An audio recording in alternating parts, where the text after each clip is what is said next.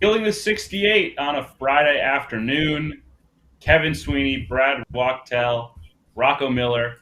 We are locked for a big weekend of college basketball, but a big week has passed. Lots of movement on the bracket, some big-time upsets, some results we did not expect. We've got to get into it here for the next hour. We are locked in. Guys, how are we doing? Brad, what are the vibes your way here on a Friday afternoon? I'm doing well. It's nice to be at the end of the week, of course, because as we know, tomorrow is a huge day in college basketball. So I'm really looking forward to it. And good to be on with you, Kevin. Rocco, the traveling man who probably covers more ground during a college basketball season than anyone. Maybe the refs. The refs may cover more ground than Rocco, but no one else. Rocco rarely zooming in from home today. How are we feeling? Feeling good, Kev. Enjoying this week here at home before getting on the road the next couple of weeks. So anxious, after this little break to get back out there. But in the meantime, it's been nice to settle in, take a look at the large landscape. This process, one of the reasons I've always loved it, it gives you a holistic view no matter what you're focused on in your daily college basketball life. And as Brad said, I'm looking forward to tomorrow. I think all the work that went into today's show, we're going to have to throw away a good percentage of it because everything's going to be different when we wake up on Monday morning. Huge slate, as everyone knows, 3 top 10 versus top 10 matchups on Saturday, another one on Sunday. All of those games happening in a 24-hour period. I cannot remember something like that. I'm excited. I'm sure you guys are as well. But first, we have to get into what has happened since we last spoke. Monday evening, we put out our first bracket of the week on our third show. There's been some big stuff that's happened since. Florida won at Rupp. They were a bubble team. South Carolina wins on the road at Tennessee. We had that incredible game last night between Nebraska and Wisconsin, a huge comeback win for the Cornhuskers. Each of you, what are your biggest takeaways here from the weekdays of this week? What did we learn from a bracket standpoint? Start with you, Rocco. Well, I think the biggest stories for me were 3 teams that really changed the trajectory of where we thought they were on Monday significantly. So, of course, I think we would all agree South Carolina went from being a team safely in, having a really nice season with a good record, middling, performance metrics. They go and get one of the best road wins money can buy by beating the team that we all had, I think, 5th overall at the start of the week, which is Tennessee. Probably the best road win, at least as it stands today, you can get in the entire SEC. South Carolina dramatically changing their overall picture, having a rock-solid resume, now contending, at least for me, to be a protected seed in that top 16 range. Really, really impressive for them. The second team was Nebraska. Again, I was probably the only team that had them out at the start of the week. A lot of that had to do with most of their resume just being at home. So they didn't solve that problem. They just got another awesome home win. But with the abundance of evidence with those home wins for today, Nebraska is safely in. The biggest risk for them not making it is not having a full body of work on the road. And then also the fact that they had the 300-something ranked schedule, which is never good for a bubble team. Nebraska's now off the bubble safely, and congratulations, Huskers. And then last but not least, I would say the Florida win at Kentucky. Florida, I was maybe the only one who had them barely in on Monday. Now they're quite solidly in after that road win. Again, they have had 0 bad losses this year. They need road wins. They need quad 1 wins. That was an emphatic win, maybe the best win Todd Golden's had since he got to Gainesville. Brad, anything you would add? I know the Memphis result was a big one for them, another bad loss. Boise, New Mexico, another big game. Anything you saw that maybe Rocco missed? Yeah, no, he didn't miss anything. But I will say, anytime, especially this point of the season, if you pick up a win like that, obviously it adds some pep to your resume, but it is also increasing your projected seed by multiple seeds. You take a look at South Carolina, who many of us may have had in the 7, 8, 9 range before this game. They're going up multiple seeds. A team like Florida, who many of us didn't even have in the field or maybe had in our last 4 in, first 4 out, they go up, 1 or 2 seeds after that huge win. Nebraska now owns wins over Purdue and Wisconsin, being the 2 best teams in the Big Ten. Even though most of their key wins all came at home, still big-time wins. And then, of course, as you mentioned, Kevin, Boise State and New Mexico, winning on the road, especially in the Mountain West, especially at the Pit in New Mexico, that's a heck of a win. Boise State, for me, was falling down into the last four in, first four out category before that game. And now winning that game on the road, I always say it, but winning a game on the road against a team that is a projected at-large team and a top 8 seed, which is where I had New Mexico prior to that, puts Boise State in a much safer position than they were in prior to that. A huge week of results already, obviously more to get to. We will talk bubble stuff here as we work our way through this show, but I do want to get and start where we usually start, which is our number one seeds. And we had one of our number one seeds on Monday in North Carolina lose to Georgia Tech. So now's the big reveal. Are the Tar Heels still on that top line? Our changes haven't been substantial. So Carolina does stay in. That, I think, is probably the biggest news. Carolina, Houston, Purdue, and UConn are number one seeds. We talked about on Monday the race for that number one overall spot with Purdue and UConn. Feels as though right now both teams feel pretty good about where they would land regardless of whether they're the number one seed. They want the regional path, Purdue potentially playing in Indianapolis and Detroit, UConn playing in Brooklyn and then Boston. But guys, I think the question everyone wants to know the answer to, North Carolina loses to Georgia Tech. Not a terrible team, but it's a quadrant 2 loss, not a great loss by any means. What went into the decision to potentially keep them on the number one line? Start with you, Brad. Yeah, sure. So right now, North Carolina, I think had Wisconsin beaten Nebraska, I think there could have been a case for Wisconsin to be on that top line. Not sure if I would have had them there, but it would have been real close for me. But in terms of North Carolina, they still, their best win on the season is against Tennessee, which is a good win. Tennessee projected 3 seed for me at the moment. I think the issue is with elevating any of the other team on the 2 line. We're looking at Arizona, Wisconsin, and Kansas, Marquette, and people, you can include Tennessee as well. Those teams have been starting to mount up some losses. So North Carolina had a little bit of breathing room. And like you mentioned, losing at Georgia Tech, while Georgia Tech is not a tournament team, losing on the road it's not the end of the world. It's just a Q2 loss. And their resume is they're still top 5 in strength of record in KPI, top 10 in KenPom.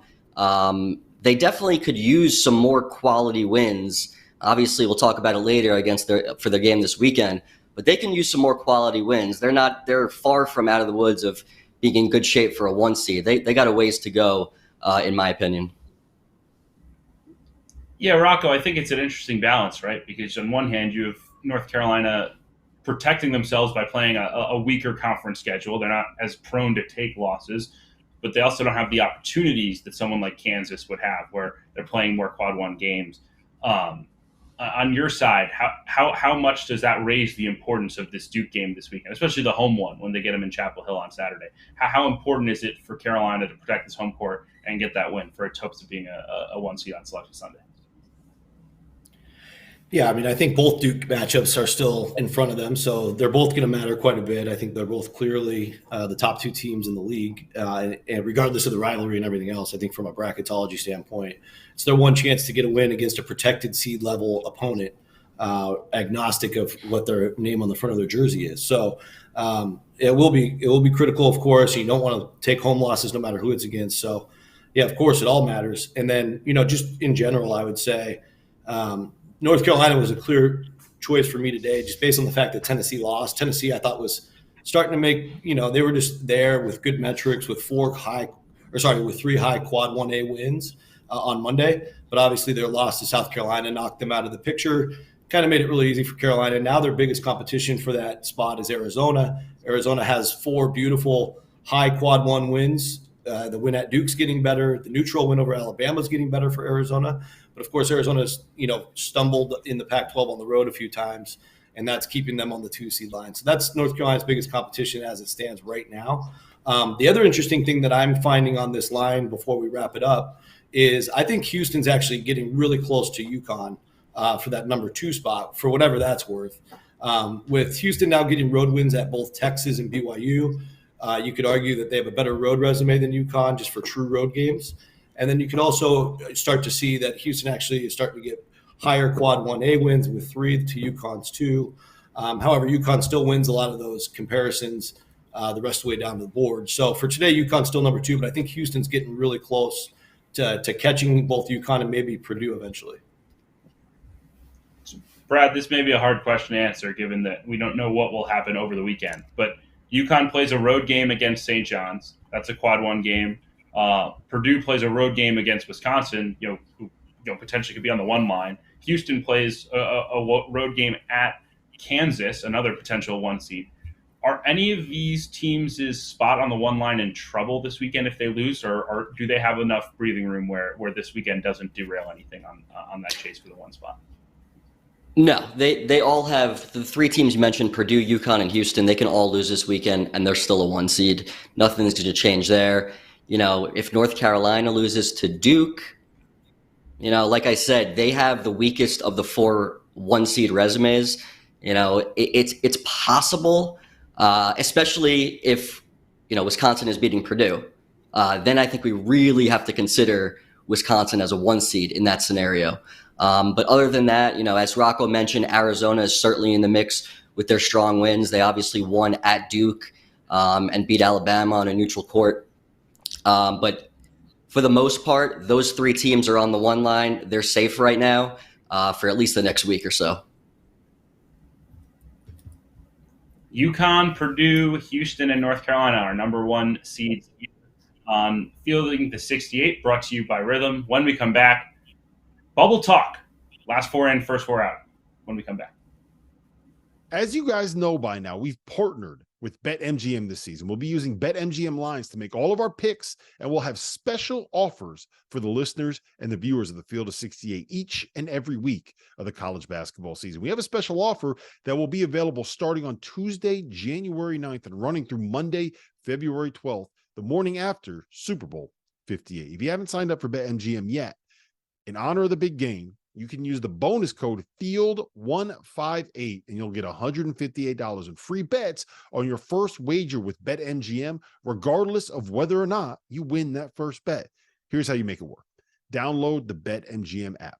Sign up using the bonus code FIELD158. Deposit at least $5 and place your first wager on any game. You'll receive $158 in bonus bets regardless of the outcome of your bet. Just make sure that you use that bonus code FIELD158 when you sign up. And remember, BetMGM is now available under one wallet in select states. As a New Jersey resident, this is super convenient when I have to go cover games in New York or Philly, which happens quite a bit.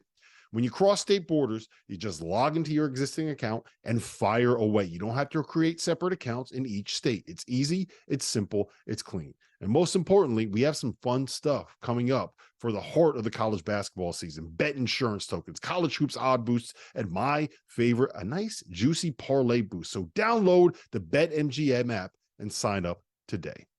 Field 158.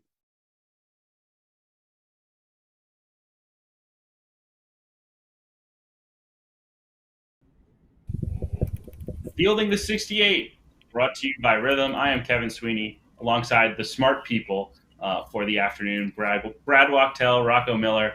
We just went over our 1 seeds. Now it's time to talk bubble. And we had some pretty substantial moves along that bubble. You mentioned earlier Florida's big win over Kentucky, that potentially swinging things. Memphis had a really bad loss at home against Rice. How does their standing look for a trip to the big dance? Time to get into it. We'll start with our last 4 in, and Brad, you're gonna start us off with your final 4 teams in the field. How does it look so far? Okay, so my last 4 teams in the field. First, we're going to start off with Michigan State. Michigan State, for me, I believe their resume and what we think of Michigan State is overrated, overstated, whatever way you want to put it. Now they have strong predictive metrics. They have a net that's 23, Ken Palm that's 17, BPI that's 18. All those are really strong. They just have a 48 strength of record, weak quad numbers, only 2-7 against quad 1 opponents. Their best wins are against Baylor on a neutral court, and they beat Butler at home. and that's all they have. So I think they have a ton of work to do. And in the Big Ten this year, you know what? You don't get many opportunities, but the ones that they do get, they got to take advantage because your predictive metrics will only take you so far. Next up, I have Washington State, who I had in earlier in the week. They remained in the field, 6-4 against quad 1 and 2 opponents with key wins over Arizona, Boise State on a neutral court, which is now looking better after Boise State won at New Mexico. Also beat Utah and Colorado. The committee loves wins over the upper echelon teams in the field. So even though it was at home, it's still a win against Arizona, who's fighting to get back onto the 1 seed line. And then, of course, I have Butler in my field. Contrary to probably many people, Butler with a top 50 strength of record, key wins over Texas Tech, who has played really well over the last couple of weeks, Boise State, who we just mentioned on a neutral court, and they won at Marquette. And like I just mentioned, when you beat a team that's a 2 seed, a projected 2 or 3 seed, and when you beat them on their court, it matters a ton. And I think it boils down to who have you beaten. And Butler has the wins. They need to keep getting wins, but they crack the field for me. And then finally, Virginia, which I don't particularly love. Metrics across the board are pretty solid. They're all top 50 across the board, which in most cases gets you into the field, what we've seen in prior years from the committee. They did beat Texas A&M, who is slipping a little bit. They beat Florida on a neutral court, who now is in my field. So that win is definitely looking better. Just 4-4 against quad 1 and 2 and only 1 quad 1 win. So far from safe, a loss this weekend. They could easily be out of the field. And that's my last 4 in. How about Butler's next 5 games? Starting tonight on the road in Omaha at Creighton. They play at Creighton tonight, at UConn on Tuesday, at home on next Saturday against Providence, home the following Tuesday against Marquette, and then hosting Creighton the following weekend. So feels like a season defining here, next 15 days for Butler. Winners of 3 straight have an opportunity to play themselves either in or out of the field. Rocco, your last 4 in, what does it look like? All right, yeah, we'll start off with the Texas Longhorns. So I think Texas is a team that belongs in the field just based on what we know so far. What puts them a little bit at risk here is a couple of factors. One, those big wins we mentioned by Florida, by Nebraska, and by Boise State. All 3 of those teams leapfrogged a few teams, Texas included, so they kind of got shoved down to the first 4 because of that. Not much change for them besides a loss at home to Houston, which is obviously isn't a killer. But when you look at their overall record, they're just 6-7 in meaningful games. And I really don't like putting teams in the field that aren't at least 500 in meaningful games. And what I mean by that is games that are outside of Q4. So 9 of Texas's wins or Q4 wins doesn't really do much for them. However, they have those nice road wins at both Oklahoma and Cincinnati. They're 4-4 overall as a road neutral team. And so there's just enough evidence there to kind of keep them in. But Texas definitely at risk due to some of those records in the meaningful games. We move on to Seton Hall, who I had in this position on Monday. Not much change with the road win at DePaul, except for they actually improved a few performance metrics with the 36-point win. When it comes down to it, there's 3 really fringe bubble teams. Brad just talked about Butler. With Providence is also in that mix. Seton Hall beat both of them on the road. So I think if you're going to only have 1 out of 3, they're still the choice. Of course, a mix of weird losses at home to Rutgers and neutral court USC. But some of the evidence is there with the road win there, and the home wins over UConn, Marquette, and St. John's are terrific for the Pirates. Michigan State now. Here's where things start getting really hairy. So Michigan State I've had out for a while, had them in a couple weeks ago. What Michigan State needs to do is just start backfilling their resume with wins. They started to do that a little bit this week with that win over Michigan. Doesn't seem like much like for a big profile booster or a win against the field, but that's really what a team that's 2-7 against quad 1 needs to do. And the Spartans are still sitting here on this Friday at 4-8 against the top 2 quads. That's a pretty backwards record for a team getting in. We all understand though that the performance metrics are on the team sheet. They're sitting there 22 in the net. They're an average of, I think low 20s in the performance metrics between Ken Palm and BPI. And I think if you're in a real committee setting, the room would be torn. If you're an AD or a commissioner from a Power 5 school, you're fighting like hell to make sure Michigan State gets a spot. If you're from either a non-power conference, let's just say, you're probably fighting for more like a Princeton type of team or a James Madison saying this isn't fair. I think the room would be really divided on the Spartans today. But I think just enough power in there to get them in. And then the last but not least, I had a really difficult decision on the last spot. Oregon picked up their third road win against the top two quadrants just last night against USC.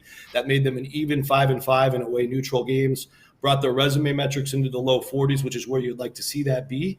And 11-6 overall against top three quads. They have a lot of evidence kind of in the middle pack, which is what Pac-12 teams have to do. They play a lot more games in that area. So just enough for Oregon to get the last spot. Oregon, an interesting team to track here in kind of that crowded Pac-12 bubble. You mentioned Oregon. Brad had Washington State right around that cut line. So it'll be interesting to see how that middle shakes out. Let's reveal, though, our consensus last four and see where we agree, where we don't.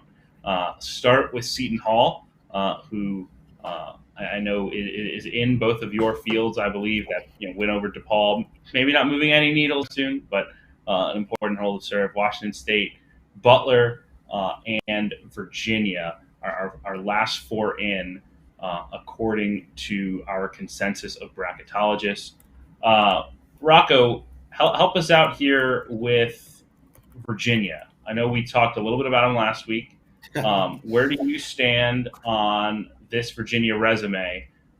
They started to pick it up, starting to play a lot better, but does feel a little light so far, right? It does. And it's funny because on Monday, the Virginia logo has two swords in it, right?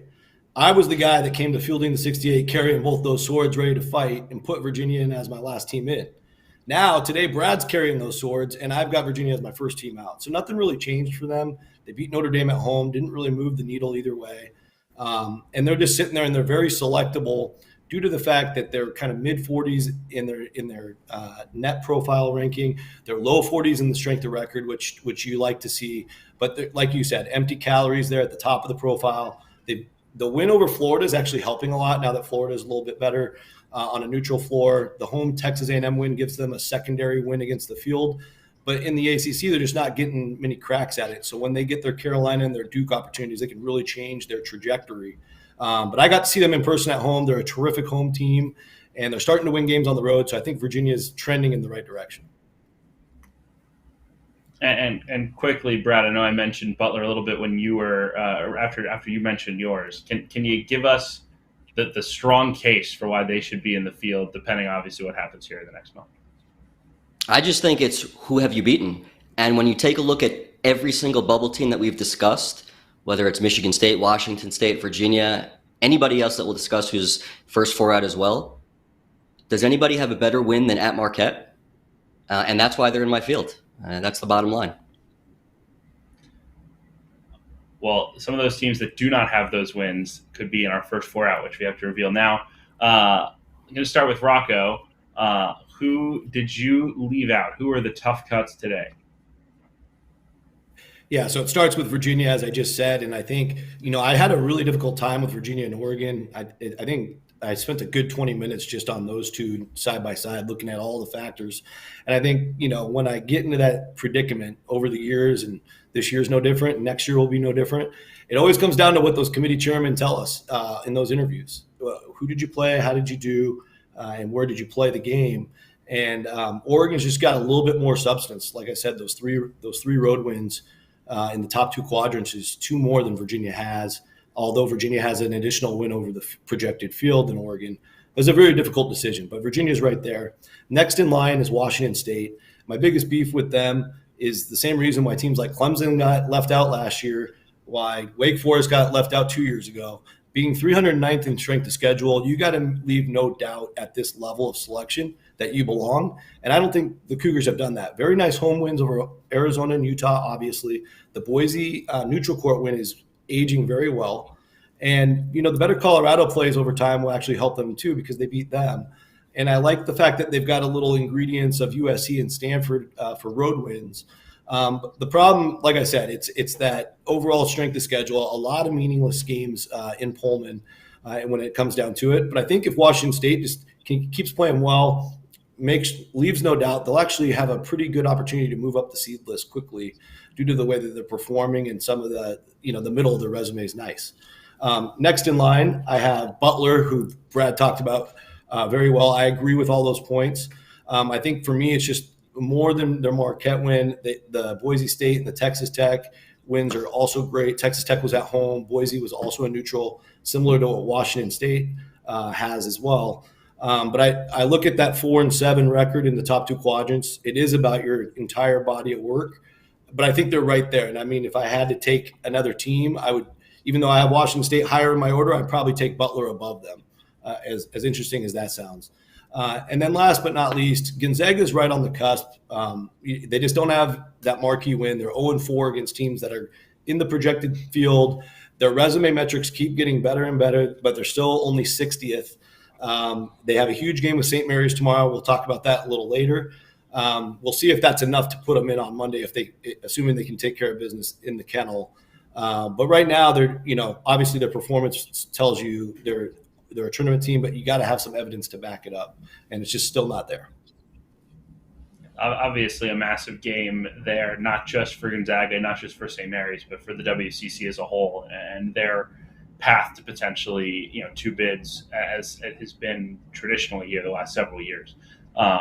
Brad, let's go through your first four out. Who missed the cut for you? Okay, so my first team out was a team I had in last projection, and they got jumped by a team like Florida, who is actually not in the last four in. They're a little bit safer than these teams, obviously. But Providence got knocked out of the field for me, so they're my first team out. And what the committee is going to do is they're going to dissect Providence, and they're going to be very, very critical of them. They lost Bryce Hopkins at the end of December. Who have they beaten with Bryce Hopkins? They beat Wisconsin, they beat Marquette, and they beat Butler with him. Since he's been injured, they won at Seton Hall, who did not have Kadari Richmond that game, which you get credit for that win. There's no question. It's hard to win road games, without a doubt. Other than that, they don't have the top quality win. So they're going to need to prove themselves the rest of the way and beat some teams that are at the top part of this league in order to get some real consideration for a bid. And we saw this last year maybe on a smaller scale with Rutgers and Mawat Mag. When he got injured the last 11 games of the season, Rutgers was a different team. They hadn't beaten anybody. And look what the committee did. Even though they had the strong wins prior to his injury, they ended up deciding to keep Rutgers out because they felt like that current team did not resemble an NCAA tournament team. So that's one thing from Providence to be careful of. Second team up, Memphis Tigers. They've really just taken a nosedive the last number of weeks. Probably had them as high as a 3 seed a few weeks ago. You play in a league like the league they play in the American, and you got them, you got Florida Atlantic, you got a couple other good teams, but you also got some teams that are known as Quad 4 teams. And they lost to Rice this week at home, which is a Quad 4 loss. Memphis's numbers, they really dropped. Their net is now 77. Their strength of record is 58. KenPom is 72. Those are numbers that do not resemble a team that deserves to be in the NCAA tournament. When the season began, they got we thought they were high quality wins to start the year, but a lot of those wins that they ended up getting are not as good as we once thought they were. They still own wins at Texas A&M, and they beat Virginia and Clemson. Okay, good wins. But when you have those Quad 4 losses, it's a significant problem that they're going to regret for the rest of the season. Next up, I have Villanova, who has the upper echelon wins, but their overall record is 11-10. And the committee is not putting a team in that is only one game over 500. Obviously, the season isn't over right now, but we're projecting it as if the season were to end today. So Villanova would be out of the field, even though they own strong wins over North Carolina, a projected 1 seed on a neutral court, Texas Tech, a projected 5 or 6 seed for many on a neutral court, and at Creighton, which is a projected 3 seed. So they just need wins. They don't need to beat anybody of note. They just need to build up wins to get back into the field. And then my final team is Colorado, who is a team from the Pac-12 that has strong predictive metrics. Strength of record isn't particularly great in the upper 50s. For me, they just need to have more substance. They need to beat some top-tier teams in that league, like in Arizona, who I know they play soon, and they play at Utah this weekend. So they got to get those wins in order to kind of separate themselves from other bubble teams. If they can get those high-quality wins, they will catapult themselves into the field based on the rest of their predictive metrics. Look, I think we could probably spend an entire hour just on Brad's first four out. I mean, those are maybe four of the most interesting resumes that there are. But unfortunately, we do have to get to break. But first, let's reveal our consensus first four out, where we stand. Starting with Providence, obviously the Friars, an interesting resume with Bryce Hopkins' injury. Oregon, a team that Rocco made a push for, couldn't quite break into the field. Colorado, who we just mentioned, and then Memphis, whose free fall continues towards the cut line. We will talk more about Memphis. Again, we could spend so much time on that. We will talk about them in our fourth segment, so stay tuned for that. We do have to get to break. When we come back, conference breakdowns, Big Ten and Big Ten and ACC as we head into the weekend. There is nothing in sports better than the heart of the college basketball season, which is why I need to tell you guys about our partners over at Rhythm. If you're into sports betting, you need Rhythm, the place for data-backed props and picks. For those that are unfamiliar, Rhythm, spelled RITHMM, is the go-to mobile app for player props and game picks. Backed by AI predictive models, Rhythm helps you make smarter and faster betting decisions across all sports, but particularly college hoops, where there are as many as 150 games a day during conference play, many of which have softer lines at BetMGM than you'll find in the NFL or the NBA. With Rhythm, you get data-backed picks for every Division I game every day. Users get free picks daily with the ability to upgrade to unlimited access. And for those of you already using modeling, you can build custom sports betting models within the Rhythm app itself. I am a Rhythm user, and I found that I've been a better when I focus on lines where my gut and Rhythm's modeling are aligned. When I think UConn can cover on the road against Butler and Rhythm backs that up, we fire. But Rhythm also helps lead you to plays that you didn't know you needed to make. Like, for example, when the data says bet the over in UMass Lowell versus New Hampshire because you have a 61% edge on that line, you bet the over and you bink. So if you want to increase your edge and win more bets, go to the link in the description below and download Rhythm today. That's RITHMM, the place for data-backed props and picks.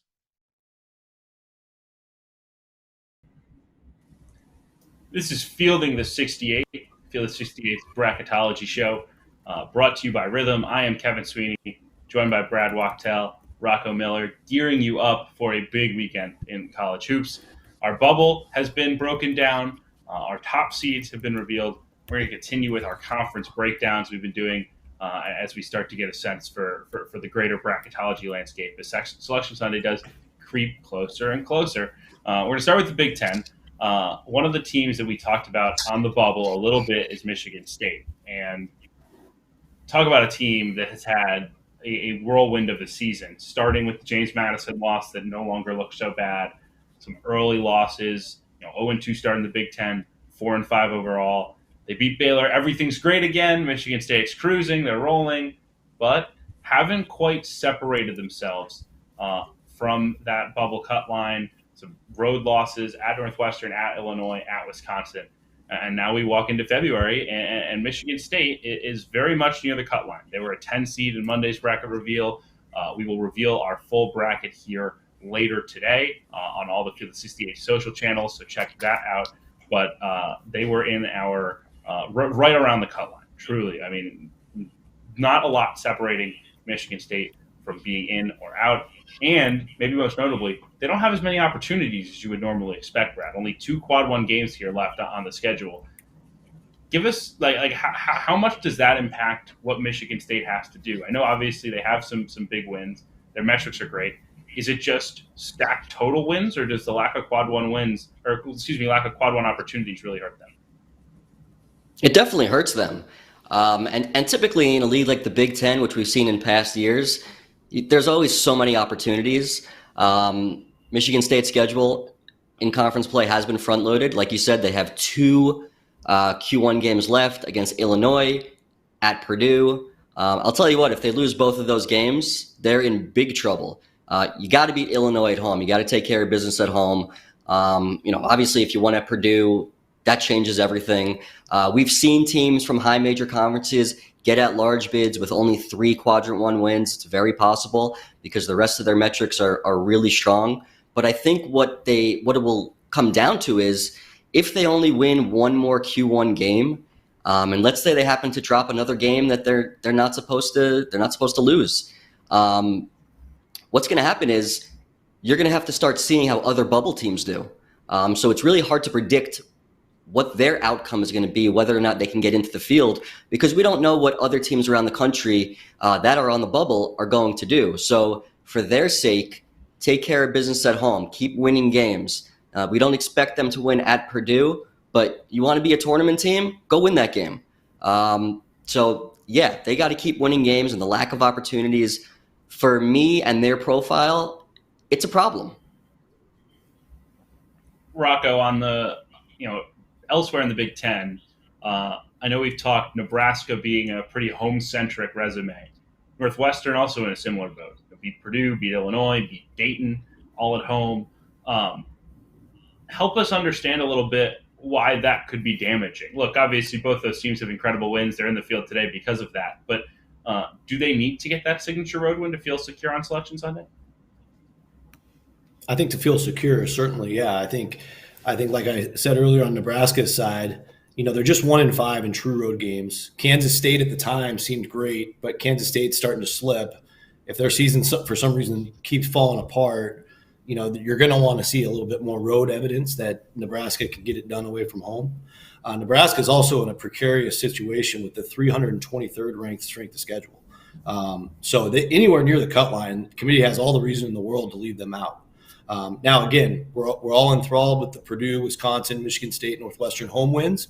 Those are terrific. They're going to carry the water for a while. But, yeah, you want to start incrementally building that up with road wins, even if it's just against middle-of-the-pack teams in the league. You got to show you can go on the road and beat your Iowas, your Penn States, et cetera. So that will be the true test over time for the Huskers. On the Northwestern end of things, obviously showing they're playing – like a tournament team. They match up so well with Purdue, almost beat them twice, went to overtime twice. But you got to play everybody else on your schedule as well. And just 2-4 in road games for the Wildcats. And I think those 2 wins are Penn State, which lands in Q2. That helps. The DePaul road win doesn't mean a whole lot because that's still quad 4 even on the road, unfortunately for Northwestern. And overall, you want to start to see, especially if you're going to be a solid top 8 seed like we have them, you're going to want to start to see that get at least close to 500 as a road team. You don't have to win every road game, but just show us that you can do some things on the road just to solidify your case. It would be a nice way to just button up the resume, tighten things up, and you're ready to go to the tournament. And I think both those teams still have work to do on that end of things. And Brad, just to put a bow on things in the Big Ten, is there another team outside of the main core group, Purdue, Wisconsin, Illinois, Northwestern, Nebraska, Michigan State, that has a realistic shot to dance? Obviously, there's plenty of time, right? But does a Maryland and Indiana, is Ohio State out of the mix? Like, where do we stand? Is Iowa like are any of those realistic bubble teams at the moment? At the moment, no. I don't think any of them are relatively close to the bubble. I would say a team that has definitely been playing better of late, that could make a run, that the expectations heading into this season were much higher than the way they've played, is a team like Maryland. And they can start this weekend. They play at Michigan State. And like we've mentioned before, when you road games like that against Michigan State team who is top 25 in the net, that would go down as a high Q1 win or a Q1A win, as some people say. That changes a lot. So they still have opportunities. They play at Michigan State. They play at Wisconsin. 2 critical games that could turn their season around. And they still get to play Illinois and Nebraska at home. So they have a lot of work to do. But by winning at Illinois a couple weeks ago, and then, even beating an Iowa team who is not on the bubble at the moment, but it's still definitely a quality win, that changed their entire season around. It gives them a shot. But they still have a ton of work to do. But Maryland is a team that I'm keeping my eye on as a team that could potentially become that next level team to have a chance to sniff the field.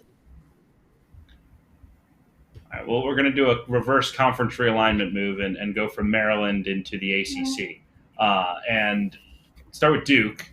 Duke is an interesting team. They've lost once in the last 2 months, and it was a game at home against Pittsburgh where they were without two starters, right? And I think there's been a lot of narrative about Duke, how good is this team really, et cetera. But I think one of the things I love about this show is that it's not about narrative. It's not about like our opinions. It's the resumes in front of us. And I look at Duke's resume. I think it's a pretty darn good resume. Rocco, like how high can this Duke team go with a strong finish in February?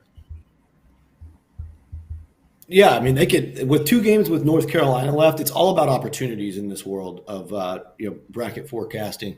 And so they have 2 North Carolina games right in front of them, one at the end of the season, which will be at home. Obviously, the one coming up tomorrow is in Chapel Hill. So theoretically, you sweep North Carolina. They also have 4 moderately difficult road tests coming up between Florida State, Wake Forest, Miami, NC State. That's kind of the ACC in a nutshell. You got all these teams between like 60 and 80.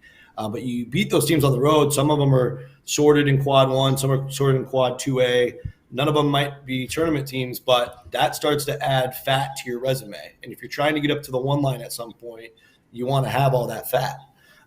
So if for whatever reason Duke can sweep all those road games, highly unlikely. We know how hard it is to win on the road in any league. That would be a super impressive resume. And at the same time, by beating North Carolina twice, you're knocking off a current number 1 seed to knock them off the pedestal. So I think if Duke was able to somehow run the table, the sky's the limit. They could probably play their way up to the 1 line with the amount of opportunities that are still there. Now, is that realistic? That's up to you to decide. But yeah, the way it stands today, they've ascended to either a 3 or 4 seed, depending on where you have them. I have them as my best number 4 seed. And one of the things that's really standing out for them is they have a 6-2 away road neutral record, which is a very high mark in this area, or for any area, really. It's one of the best ones in the country. And 11-4 overall in the top 3 quads, and 4-1 in their 5 toughest games. So they're rising to the occasion in their biggest games. We'll see if that will carry forward against North Carolina.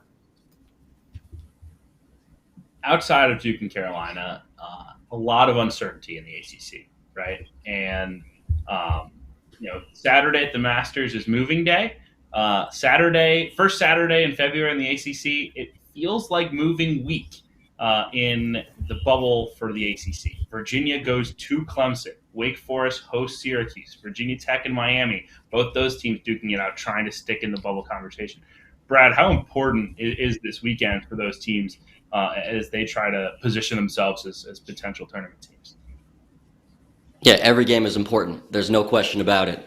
I think this weekend's very important, but ultimately what we're looking at, opportunities, as we keep saying. So you take a look at a team like Wake Forest, who, a lot of people had them in the field maybe a couple weeks ago, and they've tailed off. They've lost 3 of the last 4 games. But I look at their schedule and I see that they still have a game at Duke. They still have at Virginia. They still have at Virginia Tech, and they still get to play Clemson. They also play Duke at home. So they have a ton of opportunities to move the needle, to really elevate their resume and get into a much better position.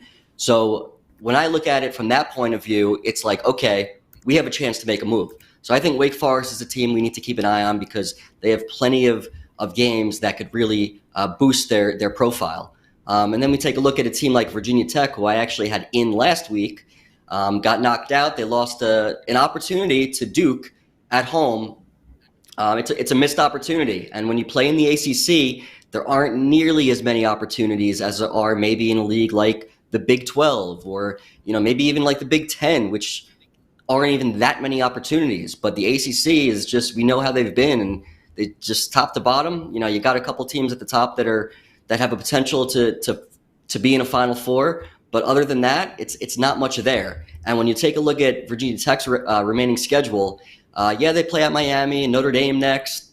Winning on the road is never easy, so you got to take care of business in those games. They get at North Carolina, they get Virginia at home, they get Wake Forest at home. Other than that, there's nothing that's really helping them improve their resume. Now, for Virginia Tech, what benefits them is that they do have some quality wins already in Boise State on a neutral site, in Iowa State on a neutral site, and beating Clemson. So they don't necessarily need that many opportunities. They just need to win games. So if they can now beat the teams that they're supposed to beat, they will definitely be there, in my opinion, at the very end. But in the ACC, you always have that chance of losing a game to, let's say, a Louisville or a team that's at the bottom of the league. And a loss like that does so much damage to your resume that they can't afford. So if I'm those teams, you got to beat the teams you're supposed to beat. If you're Wake Forest, take care of beating the top-tier teams from the ACC, and they can both find themselves much closer, if not in the field, a few weeks down the line.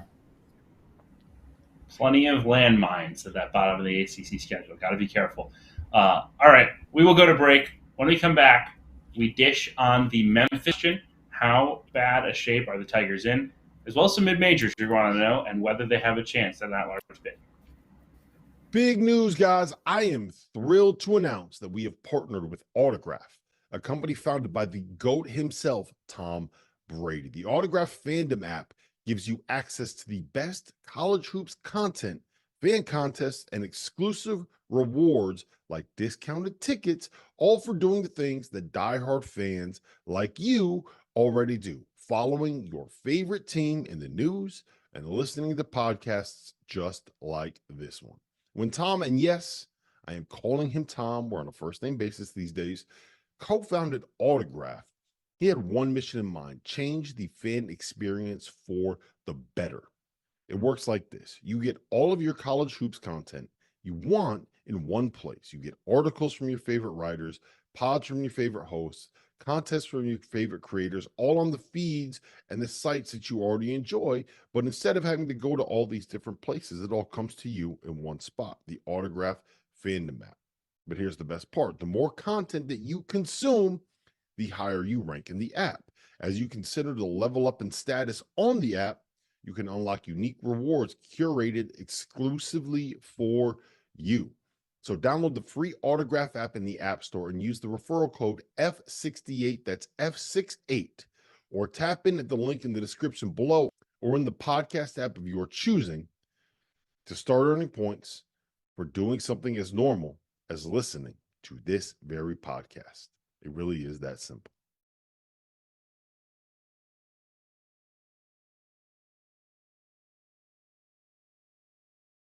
Welcome back to Fielding the 68 on the field of 68.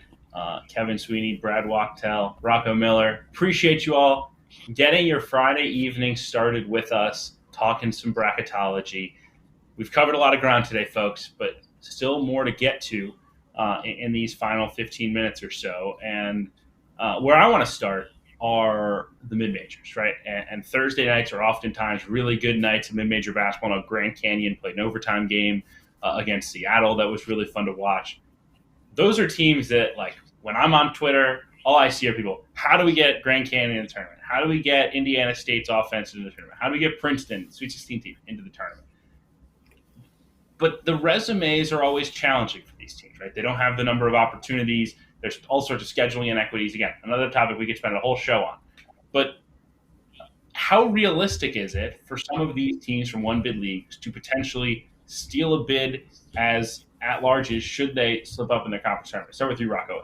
How does the cut line look for some of these feisty mid-majors that everyone wants to see in their bracket?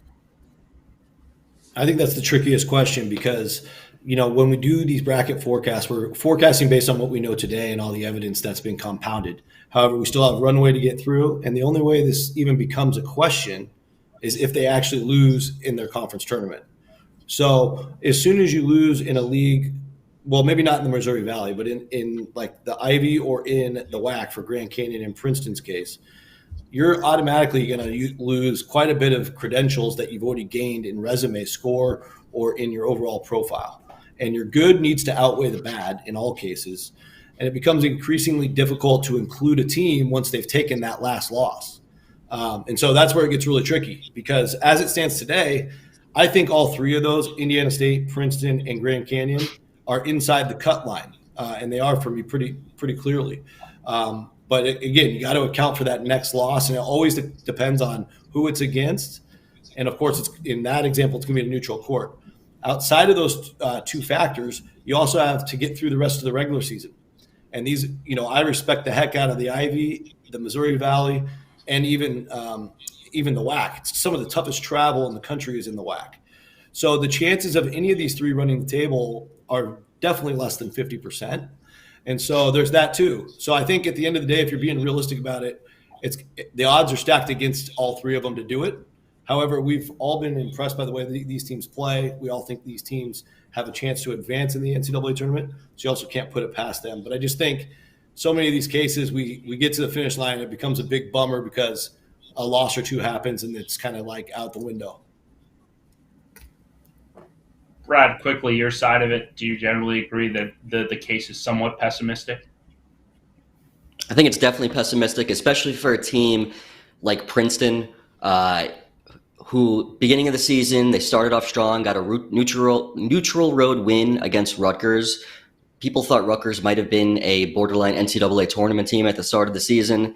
They've fallen off. They're currently in second to last place in the Big Ten, and they don't have any opportunities. And right now, Princeton is just, yes, they got a 33 strength of record, but their quadrant numbers are not there, and they don't have the opportunities to build upon that. So I don't see it happening for them.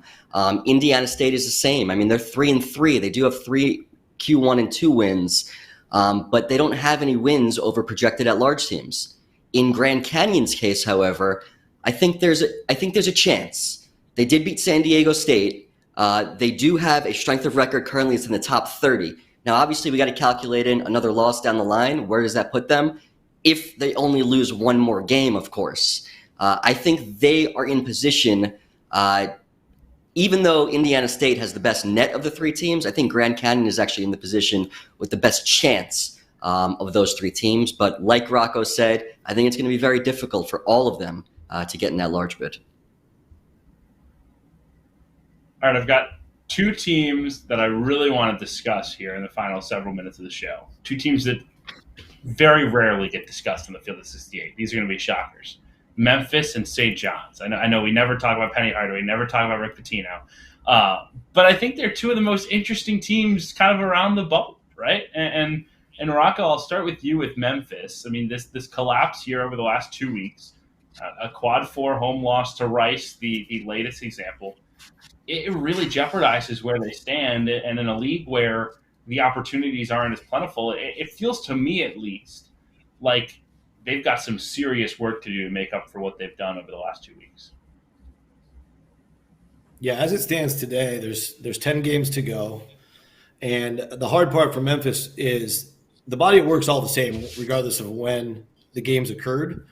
But Memphis, the most impressive part of Memphis' profile is they've played 4 games against tournament-level opponents. And they're 3-1 in those games, which is just amazing when you're comparing them to bubble teams. However, the bad now is they have 4 losses that fall into 2B, quad 2B or worse. And, of course, the big torpedo there is the home loss to Rice that just happened. But a home loss to South Florida's in the 3rd quadrant, and then, of course, you got the losses to UAB and Tulane on top of that. So now, what I would consider 4 subpar losses compared to 3 great wins, the bad is outweighing the good. Now, Memphis has 10 games to go. I think 4 of them can move the needle if they win them. Obviously, the 2 Florida Atlantic games, which I think Memphis, if they don't completely fall apart, they'll be up for those games. So maybe a good result will happen in the games against the Owls. They have the road games in Dallas, which will also be pretty critical for, at least from a quadrant standpoint, playing at SMU and North Texas. The other ones, they kind of have to hold serve, and that's been the biggest challenge. They haven't been able to hold serve in this league. And so I think with what we know right now about how Memphis is playing and where they're going, it's hard to project them to get back in it. But they've done a lot of good. It's just right now the bad's outweighing it, so the opportunities are still there. The storybook's not shut yet, but that's where it stands. Should be an interesting February around Memphis. Brad, St. John's a few weeks ago was 12-4, 4-1 in the Big East, cruising along. I think everyone felt like they had turned a corner, that Rick Pitino's team was going to be not just in the tournament, but a threat in the NCAA tournament. Since then, they've lost 4 or 5. None of those losses individually look bad, right? At Creighton, at Seton Hall, home Marquette, at Xavier, those are all good teams. It happens. But when they happen in a row like this, it calls things into question. Like for you, how secure is St. John's spot in the field right now? Yeah, I don't think they're very secure. I have them as they're borderline 9-10 seed at the moment, and that's not safe at all. With the way their resume stands now, they're 0-4 against high quadrant 1 teams. So they don't have that big time win. They have an opportunity this weekend to get one against UConn, but they don't have that yet. And they're just 2-6 against quadrant 1 opponents, which is not a good percentage to have. Their best win right now is Utah on a neutral court, who right now is probably like a 7, 8, 9 seed, depending on who you ask, which is a good win. And they won at Villanova, who many of us don't even have in the field right now. So they have a lot of work to do. They have opportunities. They do get to play UConn. They play at Marquette. They're at Providence. They get Seton Hall. They get Creighton at home, at Butler. So there's opportunities out there. They got to start compiling some more wins to really boost their resume. Their metrics are pretty solid, which keeps them above the bubble right now, or the last 4 in right now. But you got to start picking up some quality wins. It seems like like you mentioned, they've lost some games here and there. It's not bad losses, but every time you lose a game, other teams are winning games and they're bypassing you. So you got to keep up with the Joneses, and they can start tomorrow against UConn. 4 of St. John's final 10 Big East games are against DePaul and Georgetown. That's a good thing if you want to stack regular wins. It's not a good thing if you want to stack quality wins. So an interesting stretch ahead for Rick Pitino's club starting tomorrow against UConn. That's one of the biggest games of the weekend, but everyone could pick a different game here and we'd still be without, all the big games mentioned. So let's wrap it up with the games you are most looking forward to this weekend. Probably from a bracket standpoint, but I'm sure you can pigeonhole it however you want. I know I'm really pumped about that Wisconsin-Purdue game. We'll be up there in Madison on Sunday. I think that game has huge implications, and as Brad said, maybe a potential 1 seed for Wisconsin if they could find a way to win it. The two of you guys, what are you most looking forward to? Start with Brad. Yeah, I'd say for me, number 1, Houston at Kansas. I'm just curious to see how Houston plays at one of these big-time atmospheres. I know they won at Texas, which is a big atmosphere, of course, but Texas is not one of the top teams in the league. How are they going to fare at Kansas? I think this could be a true coming-out party for Houston, even though we know they've had success over the years. They're always winning 30-plus games, it seems, every single year, but they've never had that type of schedule where they've had to go into an environment like Fog Allen Fieldhouse. How are they going to fare? I'm very, very curious. If they can come out of that with a victory, that would be massive. And then conversely, if Kansas wins that game, suddenly Kansas and Houston are starting to get a little bit closer to each other. Kansas creeps a little bit closer to that 1 line, and things begin to get interesting. So I'm really excited about that game. The other game I would say is Auburn at Ole Miss. Curious about that game because, again, Auburn, who currently have as a 5 seed, still have yet to pick up a quad 1 win. They're currently 0-3 against quad 1 opponents. This is another opportunity. They have a lot of them in February. Can they start piling up quad 1 wins and really getting some movement to their seed and really moving up north? Because they haven't been able to do that, and they've had a few opportunities, and it's time for them to start beating some quality teams, and they could start that off by winning at Ole Miss this weekend.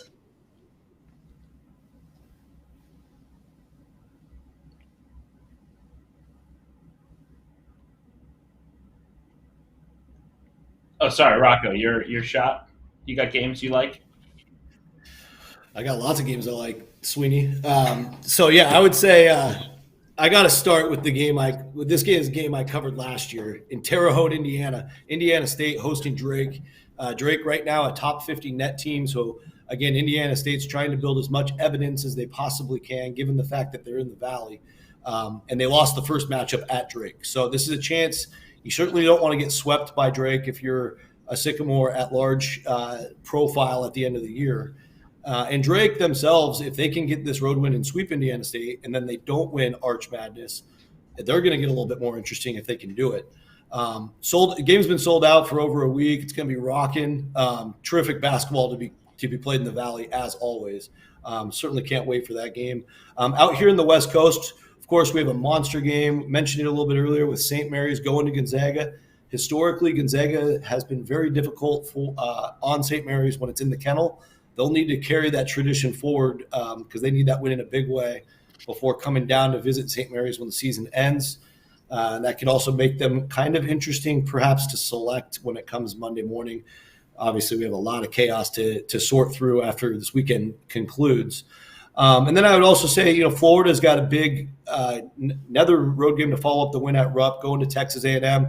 Texas A&M's got a mix of results. They certainly don't want to take another home loss. They would creep closer to the bubble if they did. If Florida loses this, they might still be safe as a tournament team, but they want to keep that momentum going that they built. So I think it's a crossroads game for the Gators and the Aggies.